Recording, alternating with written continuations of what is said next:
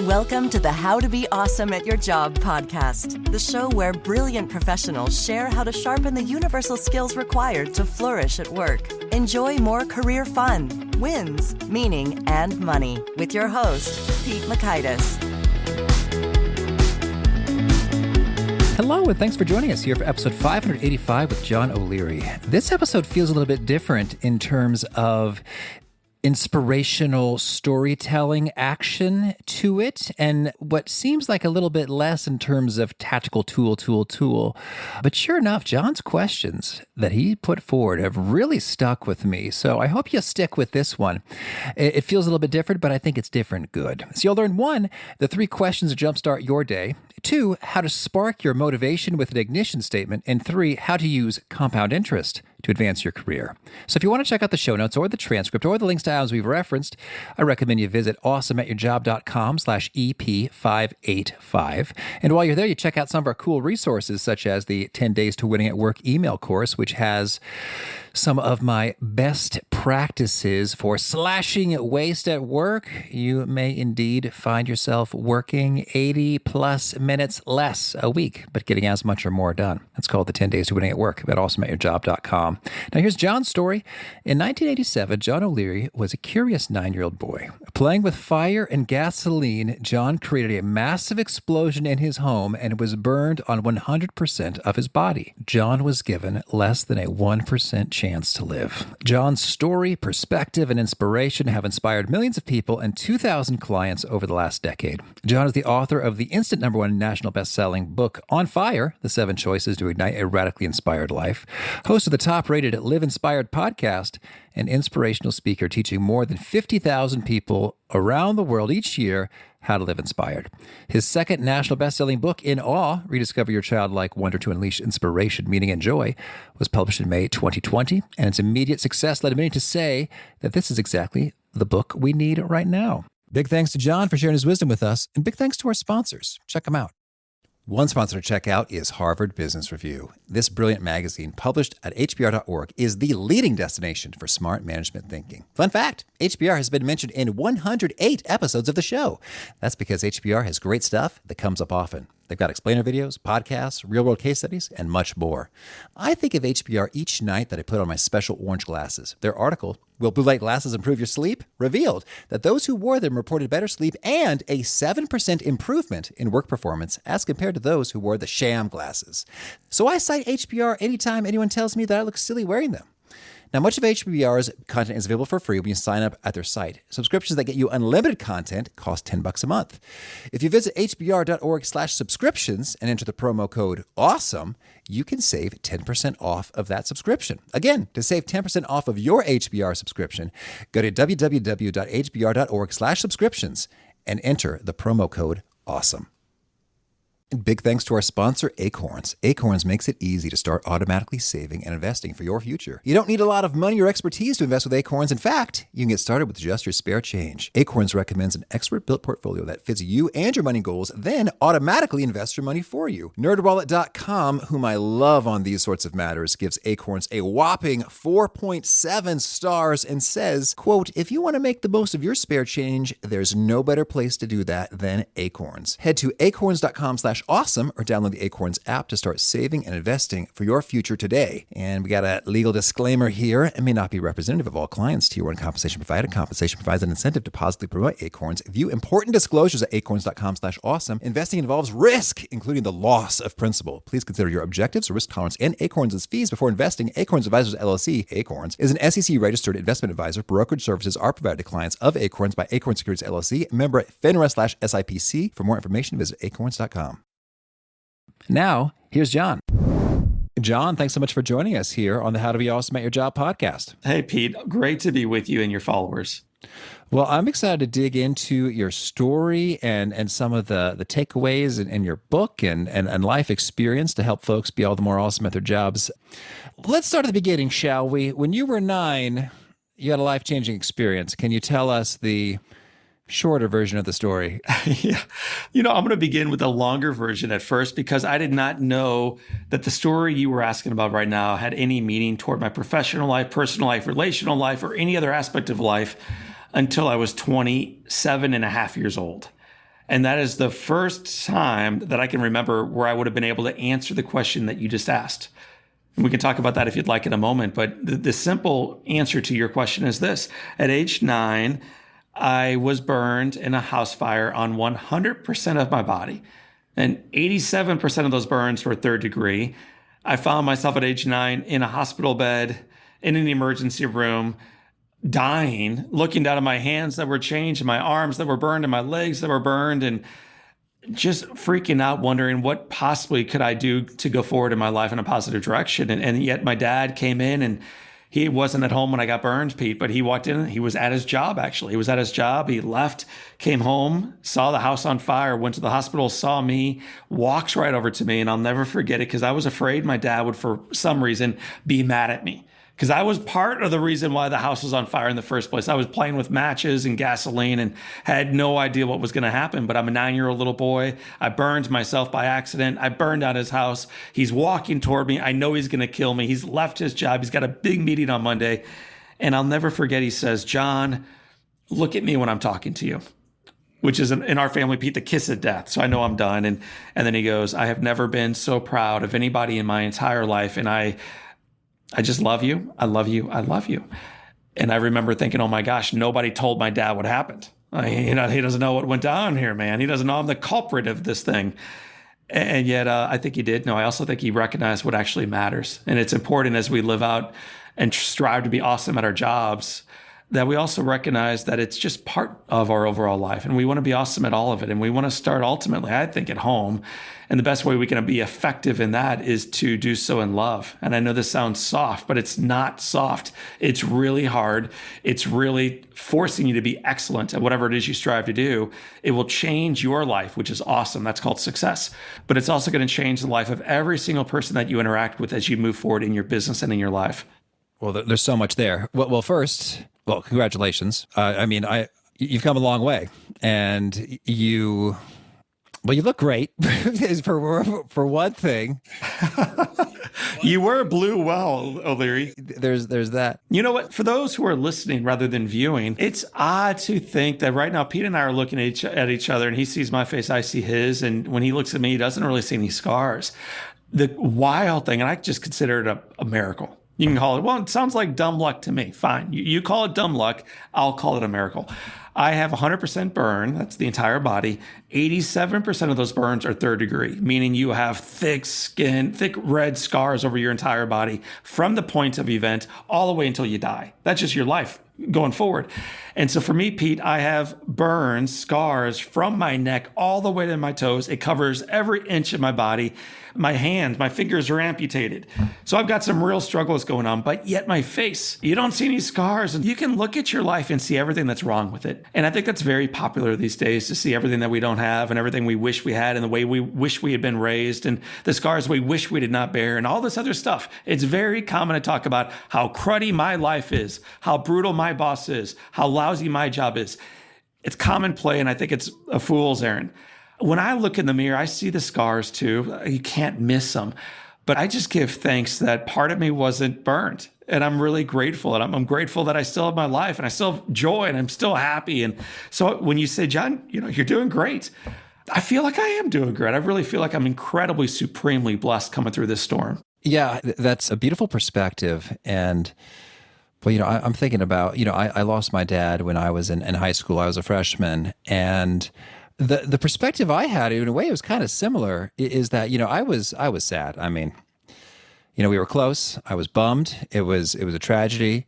And at the same time, I was grateful that we had those 14 and a half years there together.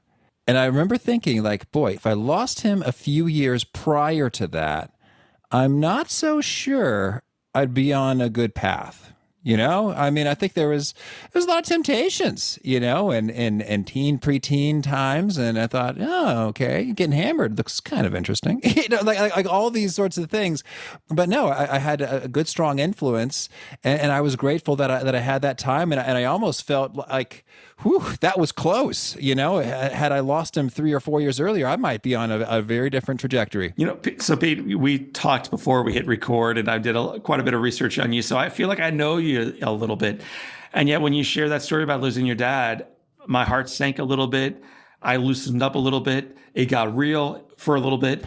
And I just think that's incredible what can happen when we be real with one another, not to like one up them or not to say like, hey, me too, but just to be real and authentic and vulnerable and connect with another human being. I think that's amazing. And I also think it's really remarkable because for me, after being burned at 9, it took me 2 decades to come around and be grateful for the story. For you to go through the storm of losing a parent when you're just beginning adolescency and you're just beginning high school and you're just really beginning the journey through life. And even in the midst of it to recognize, wow, at least I had him for, 13, 14 years. What a gift that was. At least I didn't lose him when I was 11. That would have been hard, man. Well, I would suggest when you lost him when you did is unbelievably, almost unbearably hard.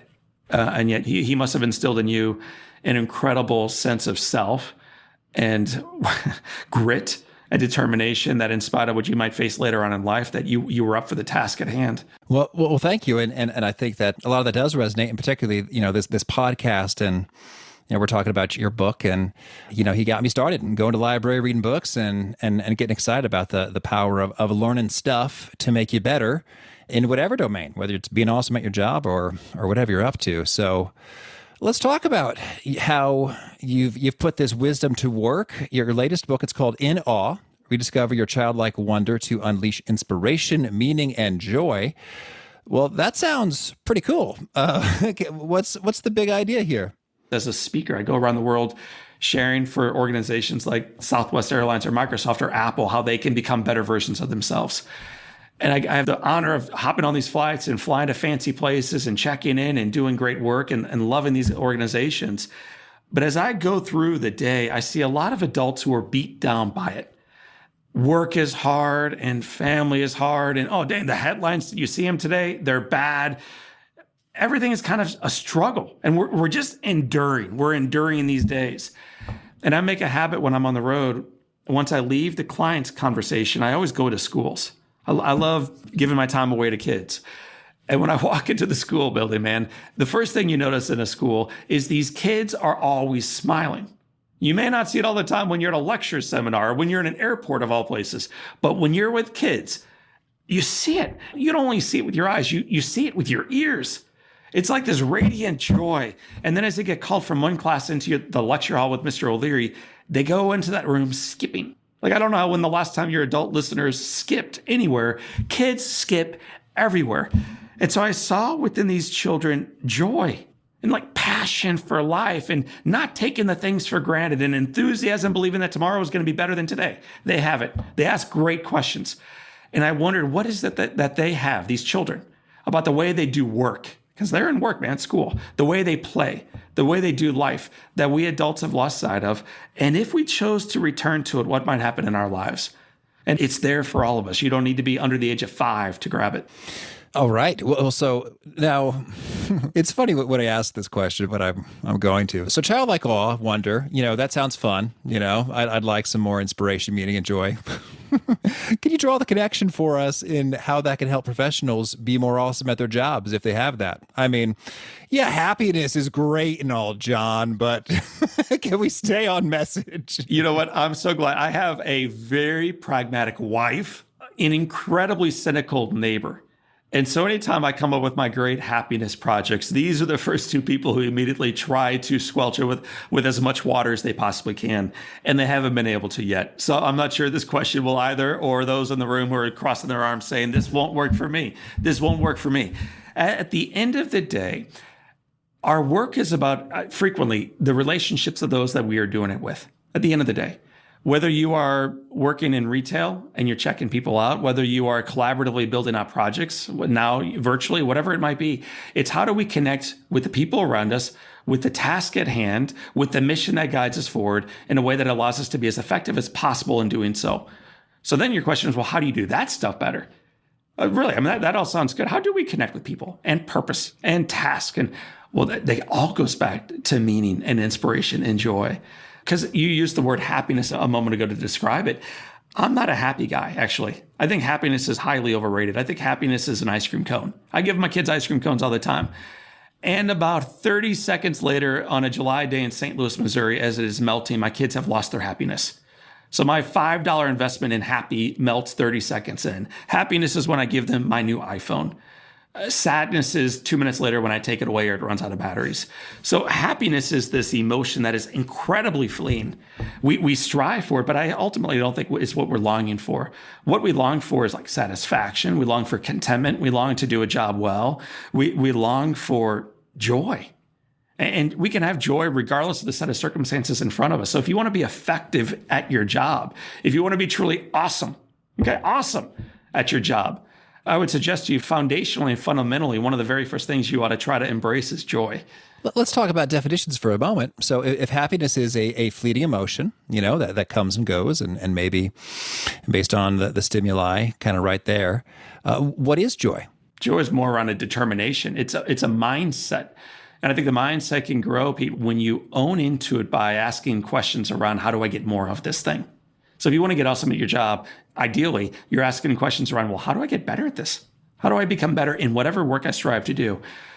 If you want to own this mindset, and today we're talking about right now, at least the mindset of joy, I would encourage you strongly, and this is going to sound soft, and I'm telling you, it ain't. This is hard business. It's transformational, though, if you take the O'Leary challenge. I strongly encourage your listeners to ask 3 questions throughout the day and to do them sequentially. So the first question, it ought to be asked about an hour before your day normally begins.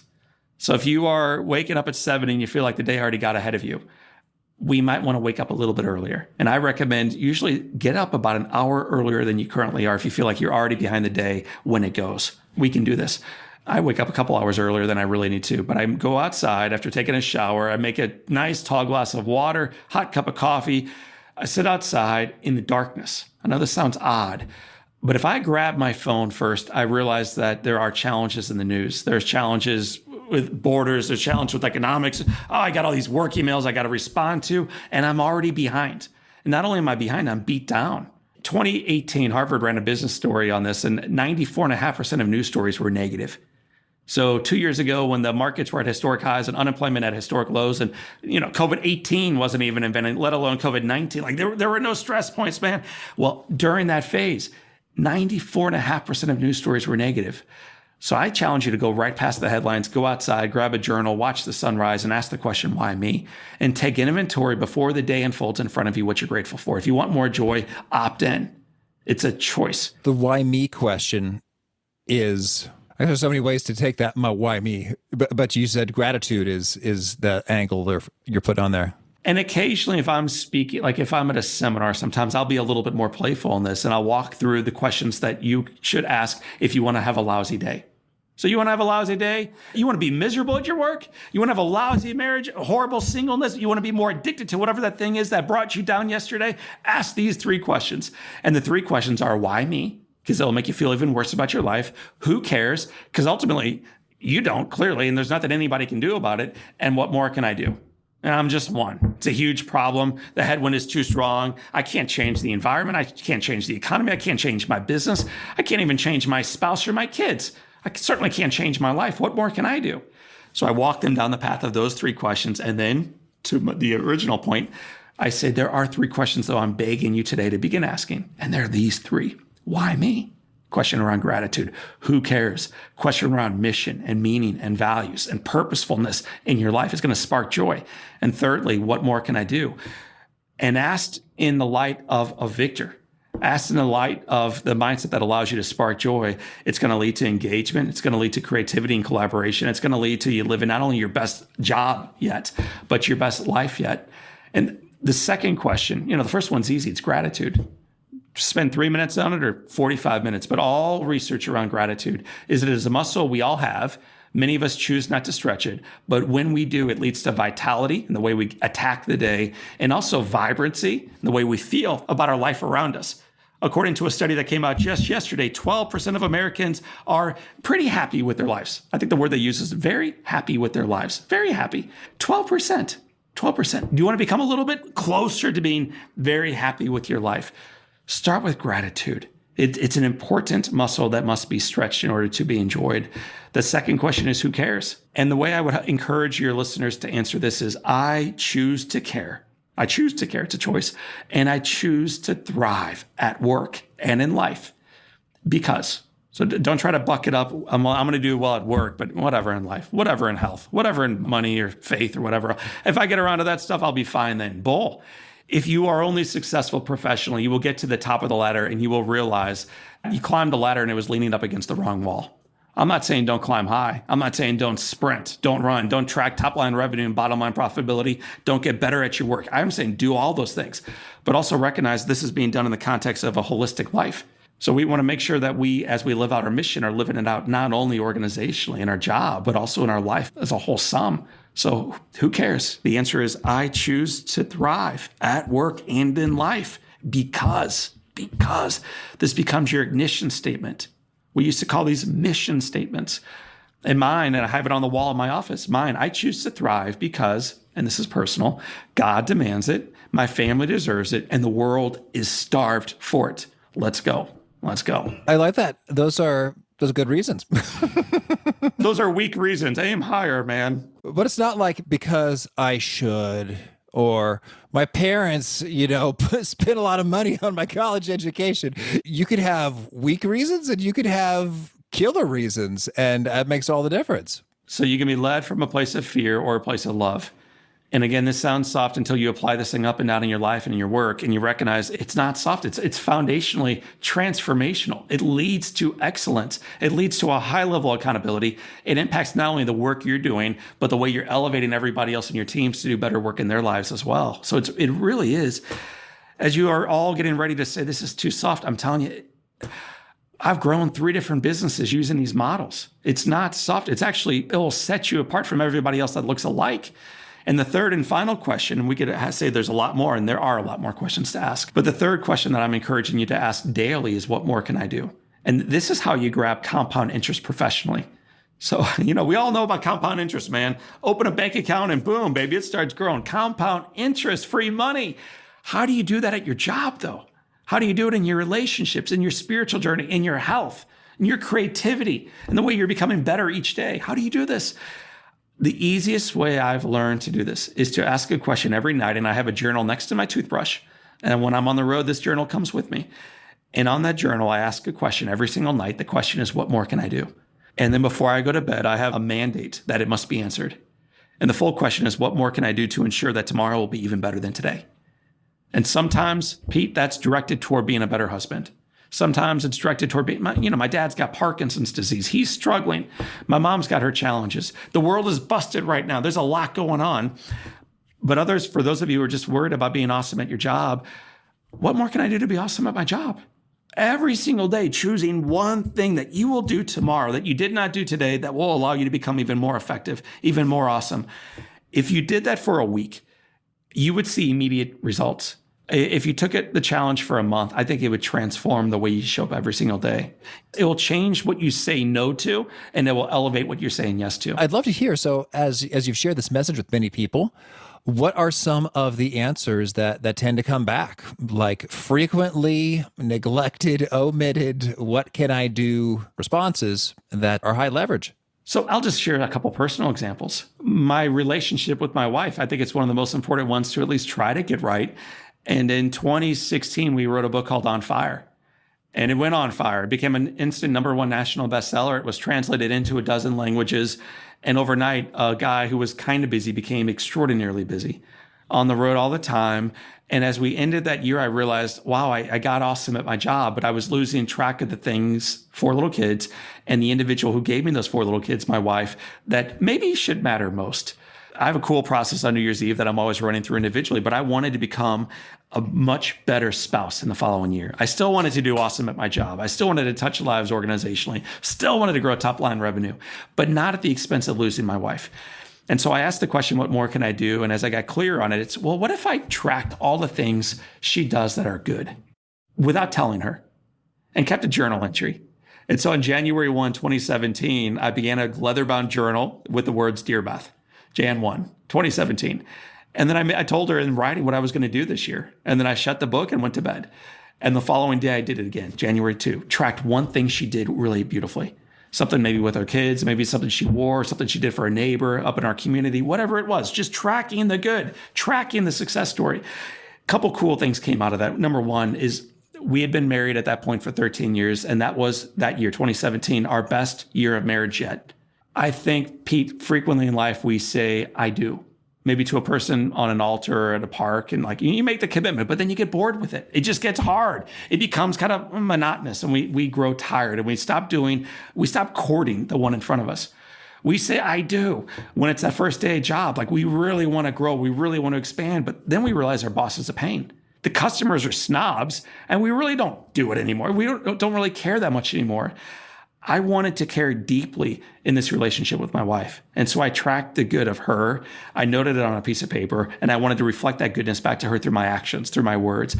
And on Christmas Day, 2017, I handed her a poorly wrapped present. She opened it, and it was this leather-stained, wine-stained, lousy, beat-down journal with 360 journal entries with her husband tracking her beauty. And it's the first present I think I've ever gave her that led her to tears. In fact, last night, she was reading this in our bedroom, laughing sometimes, crying sometimes, emotionally being brought back to this autobiography that is our life. It's our journey together. And we missed it for a while, but we didn't miss it in 2017, and neither of us have missed it since. So that's one way to ask the question, what more can I do? And actually take tactical action to move you. We could also talk about how this has impacted our business, who we've hired, who we've let go, what we've done with the community, what we say yes to, what we say no to. It influences the way you show up every single day by asking the question, what more can I do? And then you write it down, you go, you track your progress, you make your changes along the way, you track the course, and you see how you can become even better going forward. And what I like is that, it could be a very small thing, in terms of, I don't know how long it takes you to write down a good thing that your wife did. Or I'm thinking, what could I do to make tomorrow better than today in my work life? Well, I could tidy this desk, and that would, it just put me in a little better, mood, a little bit more positive, a little more energetic, a little bit more able to reach my favorite paper and pens, etc. When the moment calls for it. And so then I hear you about that compound interest, because the next day it's like, well, hey, the desk is clean. So what else can I do? And then you start adding those on top of each other. Pages equal chapters, chapters equal books. See the library behind you. You're loaded back there. Books lead to libraries. It's just compound interest. Word by word, paragraph by paragraph, page by page, book by book, library by library. You start moving this into relationships, though, and you earn relationship capital. Compound interest, I think Einstein said that it is the eighth wonder of the world. Those who understand it get it. Those who don't, pay it. So if you understand compound interest, you're collecting it every day in your bank account. Can you write down the question, what more can I do? Can you answer it? And the following day when you wake up groggy-eyed, can you take action? Because if you do, it's going to change that day. And those pieces of paper stack. It's going to change a life. And so it really is, like I told you before, we've grown 3 different businesses simply by asking that simple question, what more can I do? Well, so let's talk about this notion sort of in workplaces, in relationships. I guess, what are some of the top do's and don'ts that make a world of difference in making those relationships compound into a wonderful, wealthy relationship, as opposed to getting in severe indebtedness? Right, man. We'll stay with the math all the way up and down. So one of the most important things to recognize as we go through this process is it's not so you can collect interest. It's so you can pay it. It's so you can make a profound difference in the lives of those that you choose to serve. An example of this, as COVID-19 was spreading, I'm a motivational speaker, a leadership speaker. I travel the world giving seminars. 94% of that revenue disappeared overnight starting March 6th. So our whole year blew up. It imploded. And I have a whole team here that supports our efforts. And we try to make a bigger difference in the community. And so I was going home kind of feeling a little bit sluggish about the work and how can I be awesome at my job when I can't even keep this job, and all the things we kind of go through when we're having a pity party. And I asked the question that night, what more can I do? And this is late March. What more can I do? What more can I do? Well, we have a book coming out called In Awe. And it was coming out early in May, and we had already pre-sold thousands and thousands of copies. And the press was about to take this thing and run with it. And the way I answered that question that night is, what if we gave it all away?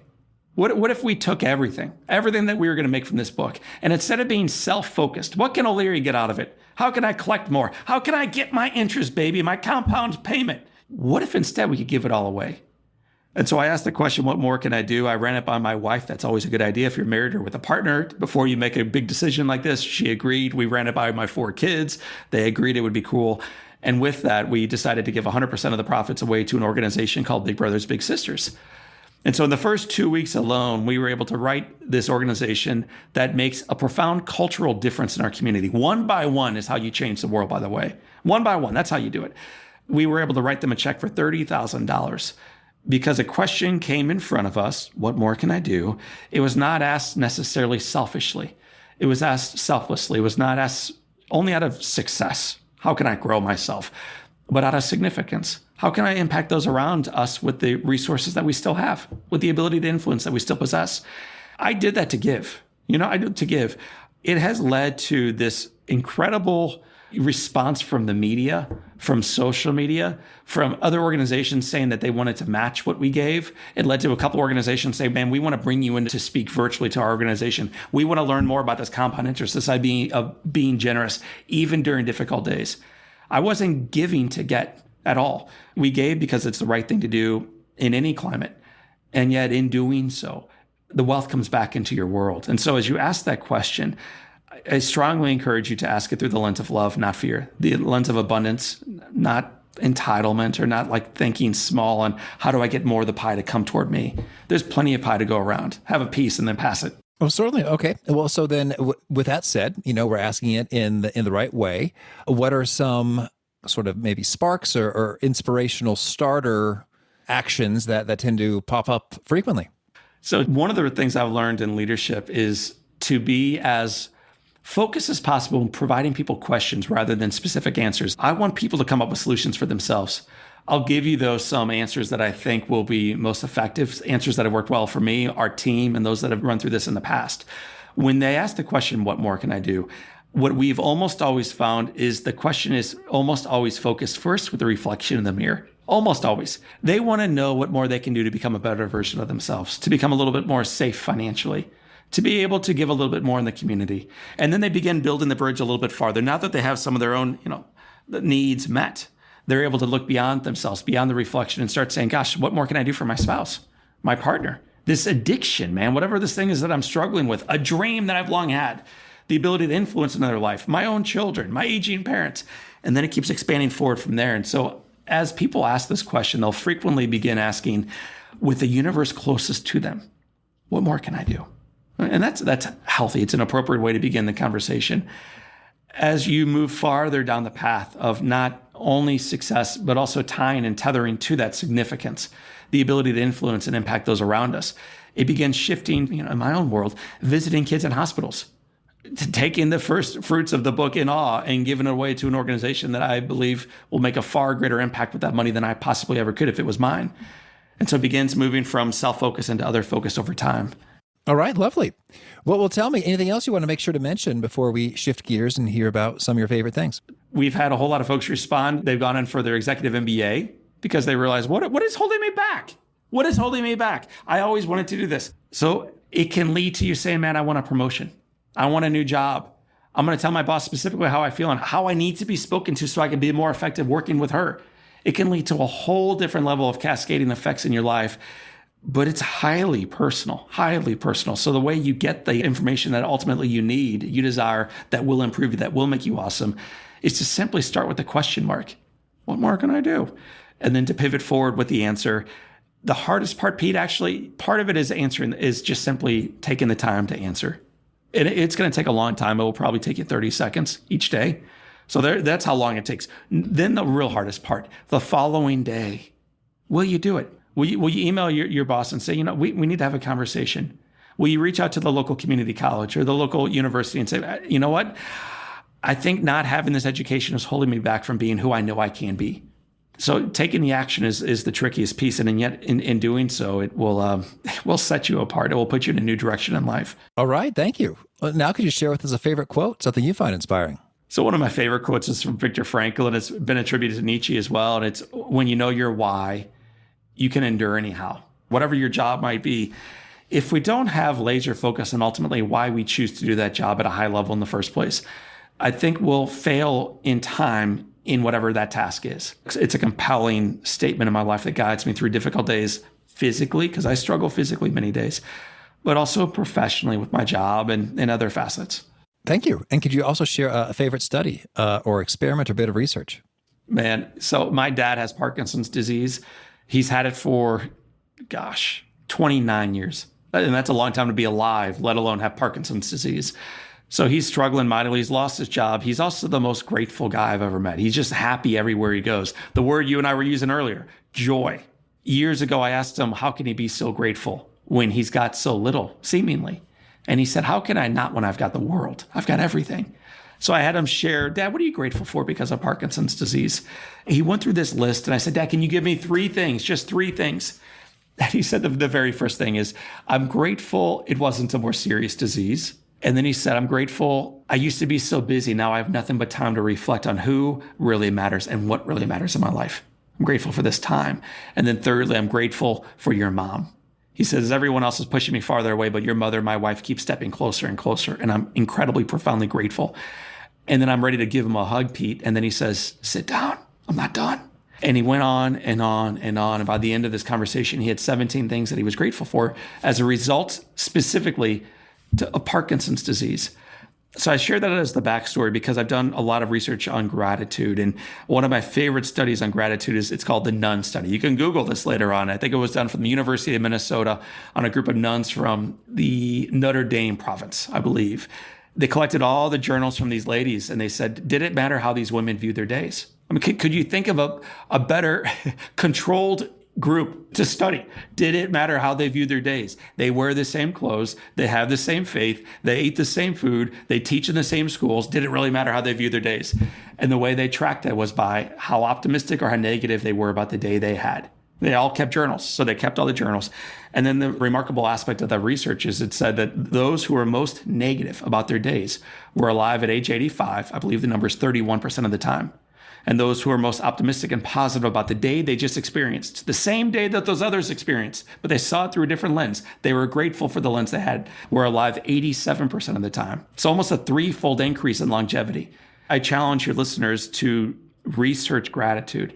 And everywhere you turn, you're going to find more remarkable things that gratitude will lead to in your vibrancy, in your longevity, in your health, in your life, and in your effectiveness at work. It's one of my favorite studies. All right. Thank you. And how about a favorite book? Favorite book? Man. So one of my favorite go-tos is it's called The Return of the Prodigal Son. And it's written by a guy born in Northern Europe. He taught in Canada for a while. His name was Henry Nouwen. Right on. Thank you.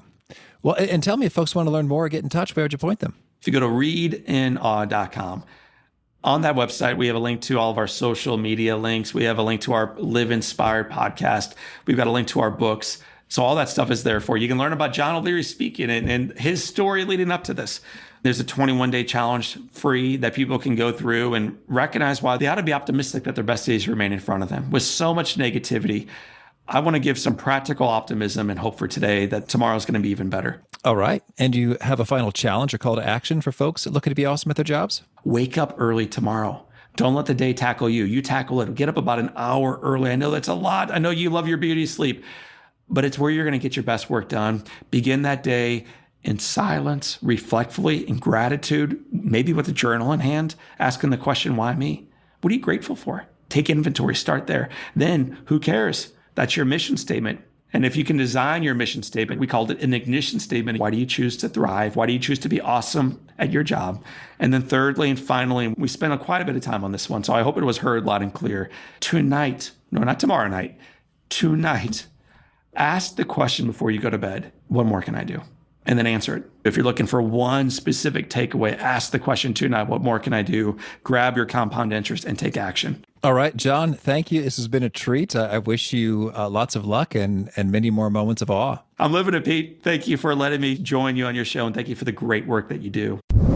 Listening to those questions at the time is like, okay, you may have had some skepticism. I don't know, what your style is when you absorb, this sort of content, more of an inspirational as opposed to tactical tool stuff. But boy, it really has stuck with me in terms of just like the energy, the tone, the attitude you put on the exact same worded questions, why me and what more can I do? It changes everything. And it's really true. You could say, why me, in terms of, why does all this crappy stuff happen to me? And why have I been singled out for this abuse and suffering? Or you could say, why me?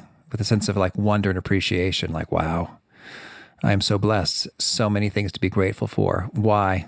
Why me? What did I do to deserve of this? It's more than I deserve, and it's the same question, but completely different emotional places it takes you to, as well as what more can I do? Like, I'm stuck, that's it. That's over. That's done. I got nothing more I can do. I'm hopeless and I'm stuck, and there's no more action that I could take that would make any kind of a difference here, versus what more can I do in terms of, okay, well, hey, it might not be much, but here's something more I can do, and it might be something. So let's give it a shot, see how it goes. So I was digging this stuff from John. I say chew on these questions for a while. They really are transformative. They're deceptively simple, but please don't dismiss them. I think they can take you far. Again, the show notes, the transcript, the links to items we've referenced is at awesomeatyourjob.com/ep585. If you haven't already, I recommend you push subscribe so you get new episodes appearing automatically in your podcast app player. That's convenient. Next up, we got Nicholas Bloom from Stanford. He ran the largest, most sophisticated study ever on working from home. And he has got some insights, some takeaways from that, what applies to us here and now. Are we going to be working from home forever? Nick is bringing the goods. Hope to catch you there. And peace. Thanks for listening. To get the most out of the show, we recommend 2 key things. First, check out the extra resources at awesomeatyourjob.com. You can find this episode's transcript and links, as well as the perfect episode for your situation. You can search the full-text transcripts of hundreds of episodes or explore episodes tagged by topic and competency covered.